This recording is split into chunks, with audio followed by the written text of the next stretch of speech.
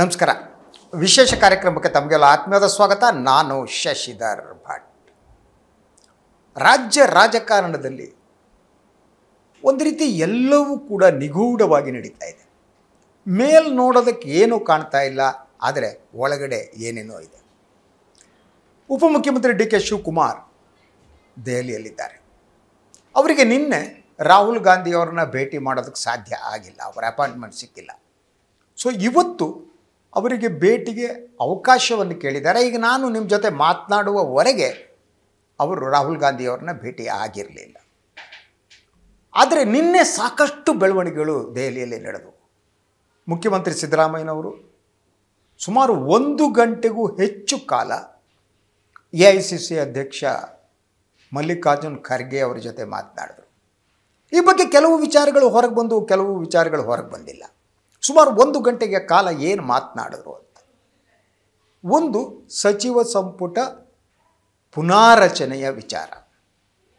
ಮುಖ್ಯಮಂತ್ರಿಗಳು ಹೇಳಿದ್ದಿಷ್ಟೇ. ಈಗ 2-3 ತಿಂಗಳ ಹಿಂದೆ ಪಕ್ಷದ ವರಿಷ್ಠರು ಸಚಿವ ಸಂಪುಟ ಪುನಾರಚನೆ ಮಾಡಿ ಅಂತ ಹೇಳಿದರು. ನಾನು 2.5 ವರ್ಷ ಕಳೀಲಿ ಅಂತ ಹೇಳಿದ್ದೆ. ಈಗ ನಾನು ಪುನಾರಚನೆ ಮಾಡುವುದಕ್ಕೆ ಸಿದ್ಧನಿದ್ದೇನೆ. ಈ ಮಾತು ಹೇಳಿದವರು ಮುಖ್ಯಮಂತ್ರಿಗಳು. ಖರ್ಗೆ ಏನು ಮುಖ್ಯಮಂತ್ರಿಗಳು ಹೇಳಿದ ಎಲ್ಲ ಮಾತನ್ನು ಕೇಳಿಸಿಕೊಂಡರು. ಕೊನೆಗೆ ಅವರು ಹೇಳಿದ್ದು, ಈ ವಿಚಾರದಲ್ಲಿ ನಾವು ವೇಣುಗೋಪಾಲ್, ಸುರ್ಜೇವಾಲಾ ಎಲ್ಲ ಮಾತನಾಡಬೇಕು. ಅದಕ್ಕೂ ಮೊದಲು ನಾನು ಈ ವಿಚಾರವನ್ನು ರಾಹುಲ್ ಗಾಂಧಿಯವರ ಜೊತೆ ಚರ್ಚೆ ಮಾಡ್ತೀನಿ. ಅಂದರೆ ಸಂಪುಟ ಪುನಾರಚನೆಯ ವಿಚಾರ ಮುಂದಕ್ಕೆ ಹೋಯಿತು ಅಂತ ಅರ್ಥ. ಈಗ ಬಂದಿರುವ ಮಾಹಿತಿಯ ಪ್ರಕಾರ ಈ ಮಾಸಾಂತ್ಯದ ಹೊತ್ತಿಗೆ ಇನ್ನೊಂದು ಸಭೆ ನಡೆಯುತ್ತೆ. ಯಾಕೆ ಟೈಮ್ ತಗೋತಾ ಇದೆ ಕಾಂಗ್ರೆಸ್ ಹೈಕಮಾಂಡ್? ಯಾಕೆಂದರೆ ಪುನರಚನೆ ಮಾಡಿದ್ರು ಮಾಡಿ ಅನ್ಬೋದಾಗಿತ್ತು. ಈ ನಡುವೆ ಯಾರ್ಯಾರನ್ನು ಸಂಪುಟದಿಂದ ಕೈ ಬಿಡ್ತೀರಿ, ಯಾರನ್ನು ಸೇರಿಸ್ಕೋತೀವಿ ಅನ್ನೋ ಪ್ರಶ್ನೆಯನ್ನು ಕೂಡ ಮಲ್ಲಿಕಾರ್ಜುನ್ ಖರ್ಗೆ ಅವರು ಕೇಳಿದ್ರು ಅಂತ ಹೇಳಲಾಗ್ತಾ ಇದೆ. ಅದಕ್ಕೆ ಮುಖ್ಯಮಂತ್ರಿಗಳು 8ರಿಂದ 12 ಸಚಿವರು ಏನಿದ್ದಾರೆ ಅವ್ರನ್ನ ಕೈ ಬಿಡ್ತೀನಿ ಮತ್ತು ಹೊಸವರು ತಗೋತೀನಿ ಅಂತ ಹೇಳಿದ್ದಾರೆ. ಅದರ ಹೆಸರನ್ನು ಹೇಳಿದ್ರು ಅಂತ ಹೇಳಲಾಗ್ತಾ ಇದೆ.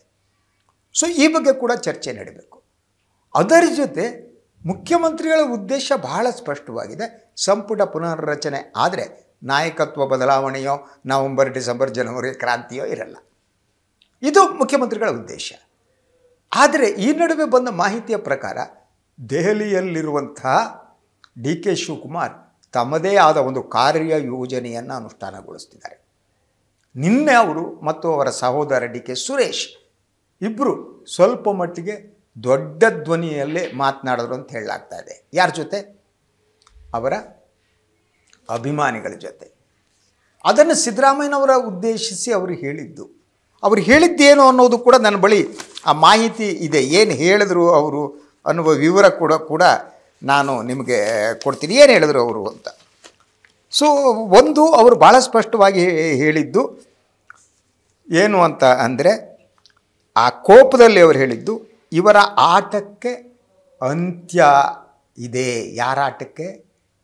ಸಿದ್ದರಾಮಯ್ಯ ಅವ್ರ ಗುಂಪಿನ ಆಟಕ್ಕೆ. ನಾವು ಆಟಕ್ಕೆ ಅಂತ್ಯವನ್ನು ಹಾಡ್ತೀವಿ ಅನ್ನುವ ಮಾತನ್ನು ಹೇಳಿದ್ರಂತೆ. ಅದು ಫ್ರಸ್ಟ್ರೇಷನ್ನಿಂದ ಬಂತೋ ಯಾವುದರಿಂದ ಬಂತೋ ಗೊತ್ತಿಲ್ಲ, ಸಿಟ್ಟಿನಲ್ಲಿ ಹೇಳಿದ್ದಾರೆ. ಸೊ ಅವರು ಈಗ ಏನು ಅಂತಂದರೆ, ಅವರು ರಾಹುಲ್ ಗಾಂಧಿ ಅವ್ರನ್ನ ನೋಡಿ ಮಾತನಾಡಬೇಕು. ಬಟ್ ರಾಹುಲ್ ಗಾಂಧಿ ನಿನ್ನೆ ಇಡೀ ಅವರಿಗೆ ಅವಕಾಶವನ್ನೇ ಕೊಟ್ಟಿಲ್ಲ. ಸೊ ಆದ್ದರಿಂದ ಅವರು ಆ ಕೋಪದಲ್ಲಿ ಮಾತನಾಡಿದ್ರು. ನಿನ್ನೆ ಮಾತನಾಡಿರ್ಬೋದು, ಇವತ್ತು ಅವಕಾಶ ಕೊಡ್ಬೋದು, ಗೊತ್ತಿಲ್ಲ. ರಾಹುಲ್ ಗಾಂಧಿ ಅವರ ಅಪಾಯಿಂಟ್ಮೆಂಟ್ ಅವರಿಗೆ ಸಿಗುತ್ತೋ ಇಲ್ವೋ ಗೊತ್ತಿಲ್ಲ. ಸೊ ಹಾಗಾಗಿ ಇಬ್ಬರೂ ಕೂಡ, ನಾನು ನಿನ್ನೆ ಒಂದು ಕಡೆ ಹೇಳಿದೆ, ಇದು ತಂತ್ರ ಮತ್ತು ಪ್ರತಿತಂತ್ರ ಆಟ ಅಂತ. ಒಂದು ಕಡೆ ತಂತ್ರ ಇದೆ, ಇನ್ನೊಂದು ಕಡೆ ಪ್ರತಿತಂತ್ರ ಇದೆ. ಒಬ್ಬರು ಒಂದು ಮೂವ್ ಮಾಡ್ತಿದ್ದಾರೆ, ಇನ್ನೊಬ್ಬರು ಇನ್ನೊಂದು ಮೂವ್ ಮಾಡ್ತಾರೆ. ಜಸ್ಟ್ ಲೈಕ್ ಇದು ಚೆಸ್ ಆಟದಂತೆ ಇದೆ ಅಂತ. ಬಹಳ ಸೂಕ್ಷ್ಮವಾಗಿ ಅವರು ಮೂವ್ ಮಾಡ್ತಿದ್ದಾರೆ.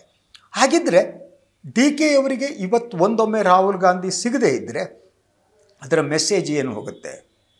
ಭಾಳ ಸ್ಪಷ್ಟ. ಅದು ಅಂದರೆ ನವಂಬರ್ ಕ್ರಾಂತಿನೋ ಮುಖ್ಯಮಂತ್ರಿ ಸ್ಥಾನದ ಬದಲಾವಣೆನೋ ಆ ಬಗ್ಗೆ ರಾಹುಲ್ ಗಾಂಧಿ ಅವರಿಗೆ ಆಸಕ್ತಿ ಇಲ್ಲ ಅನ್ನುವ ತೀರ್ಮಾನಕ್ಕೆ ಬರಬೇಕಾಗುತ್ತೆ.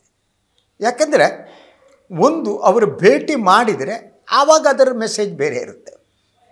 ಇದು ಎಲ್ಲದರ ನಡುವೆ ಸೊ ಡಿ ಕೆ ಶಿವಕುಮಾರ್ ಅವರಿಗೂ ಅರ್ಥ ಆದ ವಿಚಾರ ಅಂತಂದರೆ ಈ ಒಂದು ಬಿಹಾರ್ ಚುನಾವಣೆಯ ಫಲಿತಾಂಶದ ನಂತರ ಅಂಥ ಒಂದು ಮಹತ್ವದ ತೀರ್ಮಾನವನ್ನು ಕರ್ನಾಟಕದಲ್ಲಿ ಹೈಕಮಾಂಡ್ ಕೈಗೊಳ್ಳಲ್ಲ ಅನ್ನೋದು ಅವ್ರಿಗೆ ಅರ್ಥ ಆಗಿದೆ. ಅದ್ರ ಜೊತೆಗೆ 8ನೇ ತಾರೀಕು ಡಿಸೆಂಬರ್ 8ನೇ ತಾರೀಕು ಬೆಳಗಾವಿ ಅಧಿವೇಶನ, ಚಳಿಗಾಲದ ಅಧಿವೇಶನ ಪ್ರಾರಂಭ ಆಗುತ್ತೆ. ಅಂದರೆ ಅಧಿವೇಶನ ಸಂದರ್ಭದಲ್ಲಂತೂ ಮೇಜರ್ ಆದ ಡಿಸಿಷನ್ ಯಾರೂ ತಗೊಳ್ಳಲ್ಲ, ಹೈಕಮಾಂಡ್ ತಗೊಳ್ಳಲ್ಲ. ಆದ್ದರಿಂದ ಸೊ ಈ ನಾಯಕತ್ವದ ಇದು ಮುಂದೆ ಹೋಗಿದೆ. ಆದರೆ ಪಕ್ಷದ ನಿಯಂತ್ರಣ ಇದೆಯಲ್ಲ, ಆ ಬಗ್ಗೆ ಈಗ ಡಿ ಕೆ ಶಿವಕುಮಾರ್ ಹೆಚ್ಚು ಆಸಕ್ತರಿದ್ದಂತೆ ಕಾಣುತ್ತೆ. ಯಾವುದೇ ಕಾರಣಕ್ಕೂ ಏನು ಕೆ ಪಿ ಸಿ ಸಿ ಅಧ್ಯಕ್ಷ ಸ್ಥಾನವನ್ನು, ಕರ್ನಾಟಕ ಪ್ರದೇಶ ಕಾಂಗ್ರೆಸ್ ಸಮಿತಿ ಅಧ್ಯಕ್ಷ ಸ್ಥಾನವನ್ನು ಬೇರೆಯವರಿಗೆ ಬಿಟ್ಟು ಕೊಡುವುದಕ್ಕೆ ಈ ಹಂತದಲ್ಲಿ ಡಿ ಕೆ ಶಿವಕುಮಾರ್ ಸಿದ್ಧ ಇಲ್ಲ. ಆದರೆ ಸಿದ್ದರಾಮಯ್ಯನವರ ಗ್ಯಾಂಗ್ ಏನಿದೆ, ಗುಂಪೇನಿದೆ, ಅವರು ಈಗ ಕೆ ಪಿ ಸಿ ಸಿ ಅಧ್ಯಕ್ಷ ಸ್ಥಾನದ ಮೇಲೆ ಕಣ್ಣಿಟ್ಟಿದ್ದಾರೆ. ಬದಲಾಗಬೇಕು ಅಂತ. ಆದರೆ ಇದು ಎಂಥ ಸ್ಥಿತಿ ಅಂದರೆ, ಇವತ್ತು ಗೃಹ ಸಚಿವ ಡಾಕ್ಟರ್ ಪರಮೇಶ್ವರ್ ಒಂದು ರಿಯಾಕ್ಟ್ ಮಾಡಿದ್ರು. ಅದೇನು ಏನಾಯಿತು ಅಂತಲೇ ನಮ್ಗೆ ಗೊತ್ತಾಗ್ತಾ ಇಲ್ಲ ಕಣ್ರಿ, ನಮ್ಗೆ ಹೇಳುವವರೇ ಇಲ್ಲ, ಏನಾಗುತ್ತೆ ಅಂತ ಹೇಳೋರಿಲ್ಲ, ನಾನು ಕೇಳೋನಿದ್ದೀನಿ, ಸಿ ಎಮ್ ಹತ್ರ ಕೇಳ್ತೀನಿ ಅನ್ನೋ ಮಾತನ್ನು ಅವ್ರು ಹೇಳಿದ್ದಾರೆ. ಅಂದರೆ ಈ ಒಂದು ಆಟದಲ್ಲಿ ಕಾಂಗ್ರೆಸ್ನ ಉಳಿದ ಸಚಿವರುಗಳು, ಶಾಸಕರು ಕತ್ತಲೆಯಲ್ಲಿದ್ದಾರೆಯೇ? ಅವರಿಗೆ ಯಾವುದೇ ಮಾಹಿತಿಯನ್ನು ನೀಡದೆ ಎಲ್ಲವೂ ನಿಗೂಢವಾಗಿ ನಡೀತಾ ಇದೆಯೇ? I think so. ಪ್ರತಿಯೊಂದು ಬೆಳವಣಿಗೆ ಕೂಡ ನಿಗೂಢವಾಗಿ ನಡೀತಾ ಇದೆ ಅಂತ. ಎದುರುಗಡೆ ಭಾಳ ಚೆನ್ನಾಗಿದ್ದಾರೆ. ಇವನ್ ನಿನ್ನೆ ಕೂಡ ದೆಹಲಿಯಲ್ಲಿ ಸಿದ್ದರಾಮಯ್ಯನವರು, ಡಿ ಕೆ ಶಿವಕುಮಾರ್ ಅವರು, ಸುರೇಶ್ ಅವರು ಎಲ್ಲರ ಜೊತೆಯಾಗಿ ಊಟ ಮಾಡಿದ್ರು. ಒಂಥರ ಯಾವ ಜನ್ಮದ ಸಂಬಂಧವೋ ಅನ್ನೋ ರೀತಿ ಕಾಣ್ತಾ ಇತ್ತು. ಅವರ ನಗು ಇತ್ತು.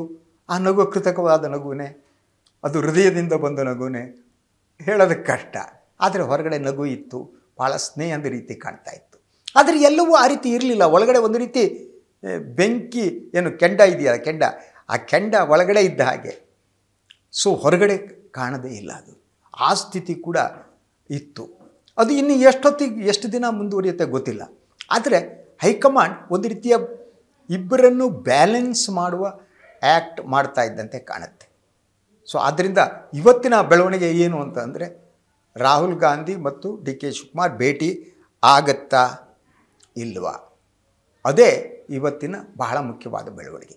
ಅದರ ಜೊತೆ ಈ ಸಂಪುಟ ಪುನಾರಚನೆ ವಿಚಾರಕ್ಕೆ ಸಂಬಂಧಪಟ್ಟ ಹಾಗೆ ಡಿ ಕೆ ಶಿವಕುಮಾರ್ ತೀವ್ರವಾದ ವಿರೋಧವನ್ನು ವ್ಯಕ್ತಪಡಿಸಿದ್ದಾರೆ ಅಂತ ಗೊತ್ತಾಗ್ತಾ ಇದೆ. ಸೊ ಅವರು ಸಂಪುಟ ಪುನಾರಚನೆ ಬೇಡ ಅಂತ, ಯಾಕಂದರೆ ಸಂಪುಟ ಪುನಾರಚನೆ ಆದರೆ ನೇರವಾಗಿ ಒಂದು ಮೆಸೇಜ್ ಹೋಗುತ್ತೆ, ಅದು ಸಿದ್ದರಾಮಯ್ಯನವರ ನಾಯಕತ್ವ ಗಟ್ಟಿಯಾಗಿ ಉಳಿಯುತ್ತೆ ಅಂತ. ಆದ್ದರಿಂದ ಅವರು ಈ ವಿರೋಧವನ್ನು ವ್ಯಕ್ತಪಡಿಸ್ತಿದ್ದಾರೆ ಅನ್ನೋ ಮಾಹಿತಿ ಕೂಡ ಇದೆ. ಸೊ ಇವತ್ತು ಕೂಡ ಅವರು ರಾಹುಲ್ ಗಾಂಧಿ ಅವ್ರನ್ನ ಭೇಟಿ ಮಾಡಿದಾಗ ಸಂಪುಟ ಪುನಾರಚನೆ ವಿರೋಧಿಸ್ಬೋದು. ಆದರೆ ಸಂಪುಟ ಪುನಾರಚನೆಗಾಗಿ ಕಾದು ನಿಂತಂಥ ಶಾಸಕರುಗಳಿದ್ದಾರೆ. ಸೊ ನಿನ್ನೆ ಮುಖ್ಯಮಂತ್ರಿಗಳು ಹೇಳಿದ್ರು, ನಮ್ಮ ಪಕ್ಷದಲ್ಲಿರುವ ಎಲ್ಲ 142 ಜನ ಕೂಡ ಮಂತ್ರಿ ಆಗುವ ಅರ್ಹತೆ ಇದೆ ಅನ್ನೋ ಮಾತನ್ನು ಹೇಳಿದ್ರು. ಅದು ಹೇಳೋದು ಓಕೆ, ಆದರೆ ಅವರಲ್ಲಿ ಯಾರಿಗೆ ಅವಕಾಶ ಕೊಡ್ತಾರೆ.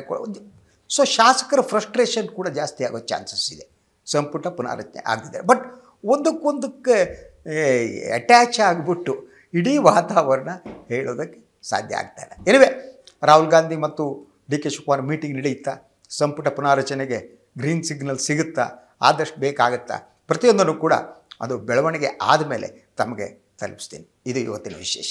ನಮಸ್ಕಾರ.